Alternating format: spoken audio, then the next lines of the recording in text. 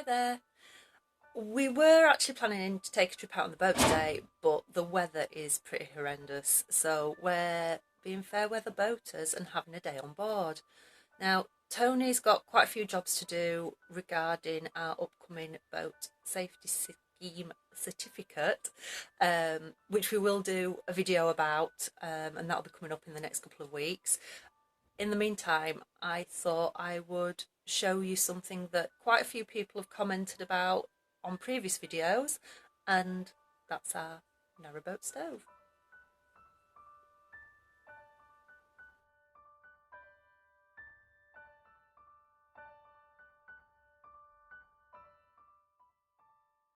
So one of the things that we get a lot of comments about is our narrowboat stove. Now, the stove is a Petit Godin, which is made in France, and it's quite a long established brand of stove. To be quite honest, when we first bought it, we weren't that keen on it, mainly because it's a little bit ornate for our taste. And we did consider selling it on eBay and buying something a lot plainer. However, we quite like it now. It's grown on us, and probably the two main reasons why we actually like it is that it, because of its shape, it fits on the boat really well. It kind of tucks away in the corner, and it's not taking up too much space, which on a narrowboat is what you need. And the other thing that we really like about it is because as it's a top loader, I'll show you, you can really stack up your fuel. If we put in our coal pellets, these briquette type things, before we go to bed at night, it will keep going right through the night and is still warm in the morning. So I'll get it lighted.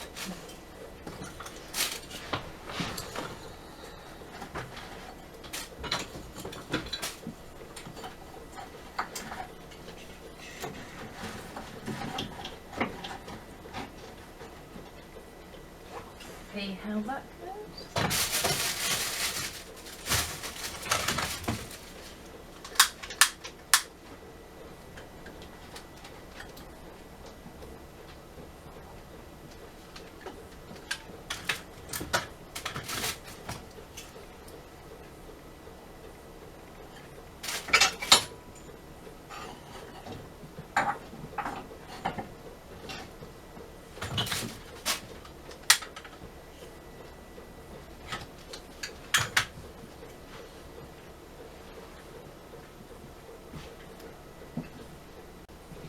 Okay, that seems to have taken. So,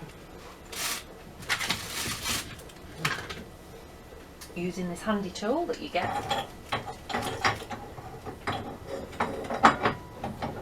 I'll close it back up.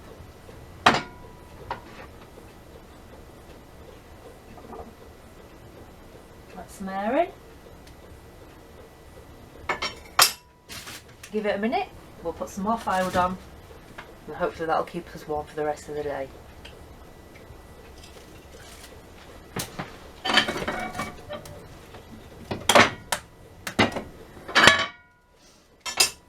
And there we go. Now, as we have never owned a stove before, and we were narrowboat stove novices when we bought the boat, we've had to learn how to get the best out of our narrowboat stove. So we thought that we'd share with you our 5 top lessons learned about narrowboat stoves, and we hope that you enjoy them.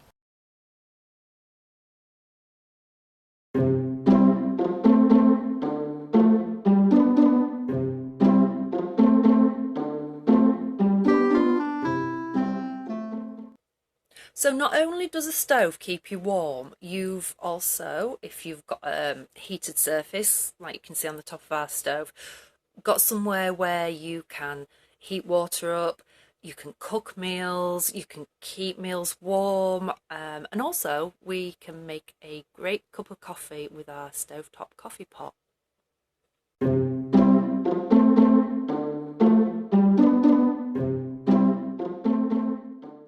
Okay, So we've had to learn the hard way that it's a good idea to keep a good supply of fuel on your boat.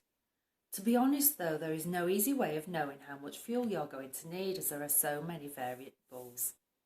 How efficient your stove is, how cold it is outside, and how much insulation you've got can all make a difference. So our advice would be to stock up, as it's far better to have too much fuel than not enough, especially if it's the middle of winter.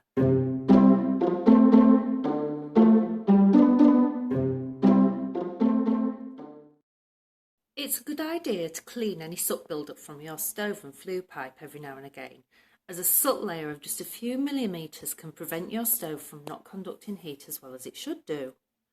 Oh, and if you're burning a lot of pine, you might want to clean your stove more often, as pine creates more deposits than any other type of wood.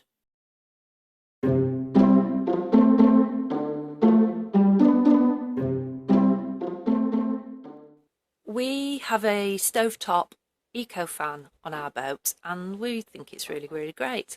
Now it's silent, it doesn't use any additional power source, and it starts working as soon as the stove heats up. Now, as our bedroom is at the back of the boat, it's kind of the last place to get warm as it's the furthest away from the stove. And the eco fan does help the heat to travel. Now, I'll be honest and say that it won't make it nice and toasty in there, and we do still need the radiators, but at least we don't wake up to icicles in the bedroom.